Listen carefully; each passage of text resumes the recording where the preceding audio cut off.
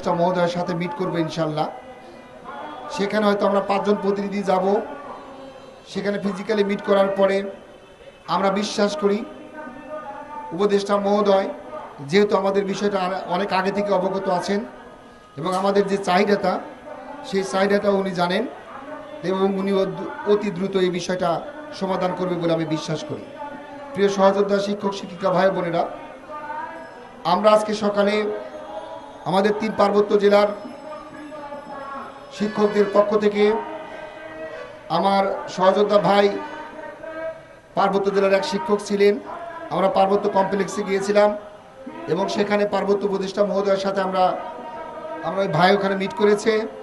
Meet করার পর আমাদের পক্ষ থেকে পার্বত্য উপদেষ্টা মহোদয়কে আমাদের স্মারকলিপিটা দেওয়া হয়েছে এবং উনি ওটা পড়েছেন। বিশেষ করে উনি একটা কথা বলেছেন যে আপনাদের এই বিষয়টা আমি এখন নয়, দীর্ঘ অনেক আগে থেকে আপনাদের এই বিষয়টা আমি জানি, আমি অবগত আছি। শুধু আমি না, প্রত্যেকটা সেক্টর অবগত হয়ে গেছে যে আপনারা এখানে অবস্থান করতেছেন এবং আপনাদের দাবিটা কি।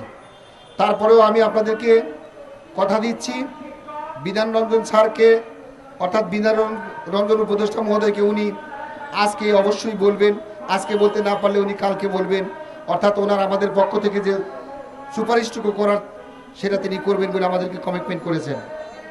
প্রিয় সহযোদ্ধা ভাই বোনেরা, আপনারা আরও জেনে অবগত হবেন, আমরা গতকালকে রাত্রেও সেখানে গিয়েছিলাম, আমাদের সাথে অনেক শিক্ষক ছিলেন, প্রায় 12-14 জন ছিলাম আমরা সেখানে একটা লাইনে কথা বলে এসেছি। আমি শুধু আপনাদেরকে এতটুকু বলতে চাই, আমরা যে বা যারা কেন্দ্রীয় পর্যায়ে নেতৃত্ব দিচ্ছি, আমরা কেউই বসে নেই, যার যার মতো করে যে যেখান থেকে পারছি আমরা চেষ্টা করে যাচ্ছি। এই যে নাসির ভাই একটা কথা বলেছেন যে চেষ্টা বা কষ্টের ফল অবশ্যই আল্লাহ তাআলা দেবেন, এটা আমিও বিশ্বাস করি, আপনারা সবাই বিশ্বাস করবেন যে আমাদের এই কষ্ট, আমাদের এই শ্রম কখনোই বিফলে যাবে না। আমরা রিসেন্টলি একটা ভালো নিউজ পাবো, এটা আপনারাও বুঝতে পেরেছেন। বারবার একই কথা বলতে হচ্ছে, এই জন্য আমি আন্তরিকভাবে আপনাদের কাছে দুঃখ প্রকাশ করছি, কারণ এই কাজটা অত্যন্ত কষ্টের কাজ। জাতীয়করণ করা এই কাজটা রাষ্ট্রীয় কাজ, রাষ্ট্রীয়ভাবে সিদ্ধান্ত হতে হয়, যার কারণে প্রত্যেকটা কাজ করতে গেলেই এই কাজের বিভিন্ন দিকে তারা চিন্তা ভাবনা করে তারপরে সিদ্ধান্তটা নেবে। তো আমি আপনাদের এতটুকু বলতে চাচ্ছি, আমরা যদি আজকে 2টার মধ্যে উপদেষ্টা মহোদয়ের সাথে ফিজিক্যালি মিট করতে পারি তো আলহামদুলিল্লাহ। আর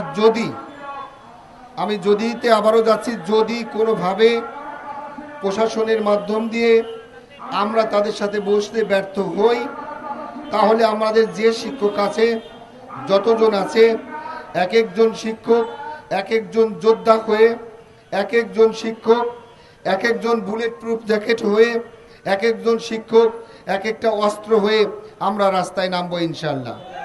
কারণ আমরা দীর্ঘ 18টা দিন এখানে কষ্ট করছি, এত লং টাইম, তারপরে রমজান মাস, প্রত্যেকটা মানুষের ধৈর্যের একটা সীমা থাকে। আমরা শান্ত, আমরা ভদ্র, আমরা নম্র, কিন্তু তারপরেও আমরা রক্তে মাংসে গড়া মানুষ, আমাদের ভিতরেও ধৈর্যের একটা সীমারেখা আছে।